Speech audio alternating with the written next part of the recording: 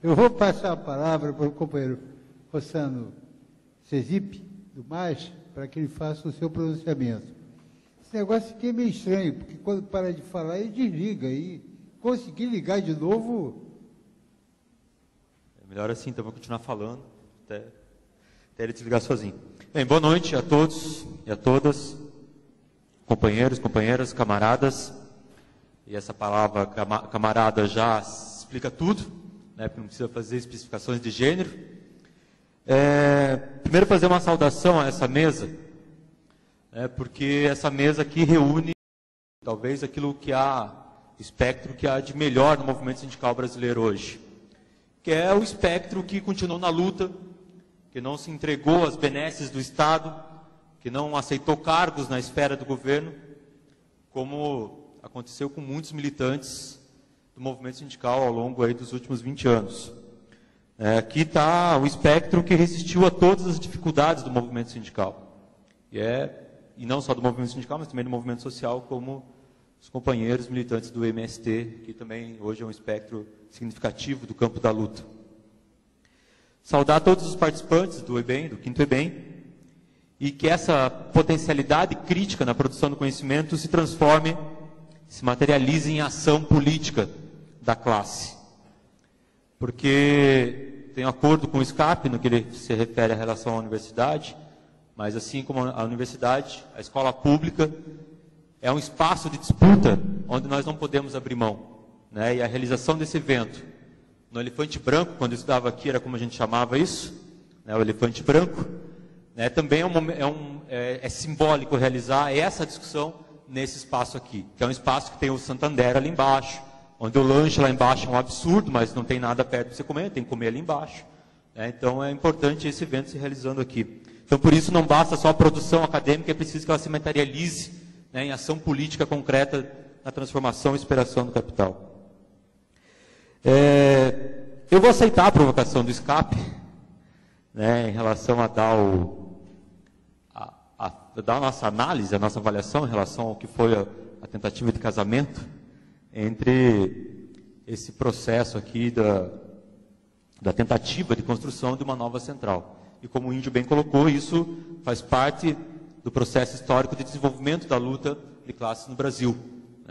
A tentativa de construção de uma central, a tentativa de unidade da classe trabalhadora é algo que se coloca desde o início do século XX, né, desde as grandes greves lá 17, 19, ao longo da década de 30, isso perseguiu toda a história, né, e a história do PCB está marcado por isso, está marcado por essa tradição da tentativa de construir a unidade.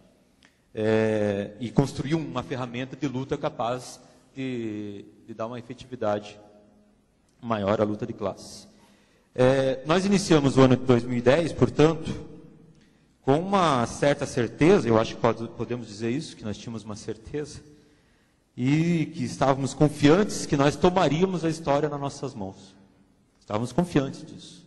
Havia setores que acreditavam que seria possível mesmo, a partir de junho de 2010, nós temos uma ferramenta de luta unitária capaz de mudar os rumos do movimento sindical no Brasil, e concordo com a análise do SCAP, de que numa conjuntura dificílima, de completo descenso da classe trabalhadora, onde nem pelas questões econômicas a gente consegue muitas vezes mobilizar as categorias. E as derrotas políticas vêm se avolumando por conta justamente dessa questão. Né? Porque na fala hoje de manhã do Roberto Lera, ele colocou essa questão. É preciso vincular a estratégia, né? Isso é herança do Florestan. A luta por transformação se dá dentro da ordem contra a própria ordem. Né? Então, o sindicato hoje está limitado às ações econômicas e não consegue superar isso. E não vai superar, só superará isso a partir do momento que consiga vincular essas questões às questões mais políticas. Nós iniciamos esse debate da construção do conclave num momento de descenso da luta da classe trabalhadora e num momento de profunda fragmentação e de crise estrutural do capital, de um profundo ataque à classe trabalhadora. Né? A flexibilização, terceirização, todas as formas de precarização das relações de trabalho se materializando em todos os locais de trabalho. E justamente por conta disso, talvez fosse mais difícil realmente tentar apresentar uma unidade da classe trabalhadora. Mas fundamentalmente em relação a isso, talvez a questão central em relação a isso, seja o próprio definhamento político-ideológico da CUT, da Central Única dos Trabalhadores, que talvez tenha sido a principal construção da classe trabalhadora no século XX, final do século XX, e por isso mesmo não está nessa mesa. Porque ela já não está mais nesse campo aqui.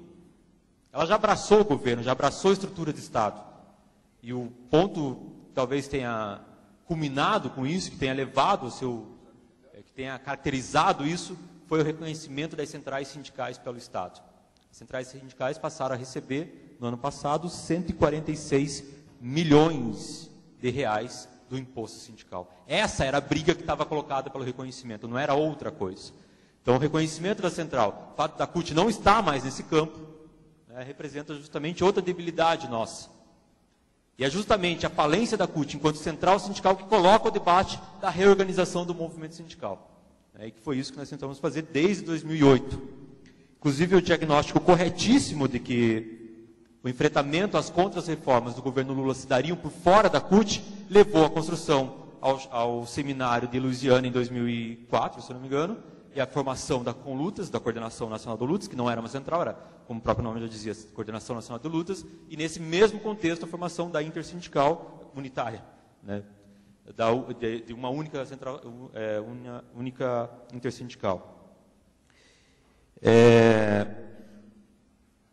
Então, portanto, o que colocou para nós o debate da reorganização do movimento sindical foi justamente a falência da CUT. E, por outro lado, o que nos colocou o debate da unidade do movimento sindical novamente foi a compreensão que tanto CONLUTAS quanto Intersindical tinham de que as duas eram insuficientes para travar a luta necessária que a classe tanto precisa. Essa era a questão que estava colocada, e por isso nós realmente achávamos que 2010 seria o ano que pelo menos nós acertaríamos a passada rumo ao futuro. Mas não foi assim. Como vocês podem ver, está aqui duas intersindicais nesse processo, nós do MAS, que fomos também organização convocante do evento, e por isso estamos aqui na mesa. Então alguma coisa deu errado, não deu certo, a unidade não foi. Pode ser porque a classe não estava presente, pode ser, mas aí a gente precisa resgatar aquilo que o Marx diz. Nós não fazemos história de acordo com as condições que nós desejamos, nós fazemos história de acordo com as condições que estão dadas. Mas nós temos que fazer história, porque nós somos agentes sociais. Nós somos sujeitos históricos. Nós não podemos esperar que a classe se apresente, porque o índio citou muito bem aqui o exemplo das greves do PAC. A classe está se apresentando. Enquanto nós não apresentamos uma alternativa real, efetiva para a classe, que seja classista, nós vamos continuar penando. Porque esse movimento que estourou espontaneamente, e daí apareceu um monte de central sindical lá para dizer que era mãe e pai da criança, apareceu todo mundo lá para dizer, não, nós estamos aqui para organizar vocês.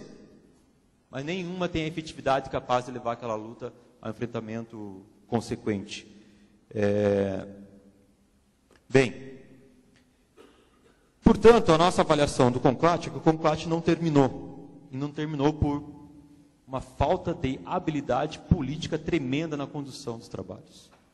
O PSTU, que era a força hegemônica do processo, tinha condições de sair de lá hegemonizando a nova central da classe trabalhadora, com condições de dirigir o movimento sindical. O maior movimento sindical combativo, não o maior porque a CUT hoje ainda é a maior central sindical, mas o maior movimento sindical nas condições de fazer isso, e abriu mão de fazer isso. E por que abriu mão de fazer isso? Por uma concepção torta de movimento sindical. Ela impôs uma concepção sindical que não tinha condições de ser imposta naquele momento. Ela não soube ouvir os apelos que a própria base do CONCLAT estava fazendo àquela central. E a imposição se deu primeiro pelo nome, CONLUTAS Intersindical. Mesmo a intersindical pegando o microfone e dizendo: nós não autorizamos a Conlutas a usar o nome da intersindical. E a Conlutas vai lá e faz a proposta de nome, Conlutas Intersindical. Essa foi a primeira questão. A segunda questão está na concepção. Foram lá e bancaram os estudantes dentro da central. Essa não é o problema. O problema foi que esses estudantes que participaram do conclave como observadores foram elevados à condição de dirigente da central, mesmo não sendo delegados do Congresso. Como isso? Subverteu-se toda a lógica da democracia proletária. Subverteu-se isso. Em nome do quê? Em nome de um hegemonismo, em nome de uma maioria, me fugiu a palavra agora, mas uma maioria que não era real, né, que não se materializava no movimento real. Porque a própria forma Conlutas de ser permite aos militantes do PSTU saírem delegados de todos os espaços possíveis. Todos os espaços possíveis. Porque se ele não é militante do sindicato, ele sai como do movimento negro. Se ele não é do movimento negro, se ele é sindicato, se ele é trabalhador, mas não consegue sair como delegado do sindicato, ele vai lá e sai como delegado do movimento negro. Se ele for negro, se ele for mulher, sai como do movimento mulher. Se ele for homossexual, ele sai como do movimento LGBT. Essa foi a forma Conlutas apresentada.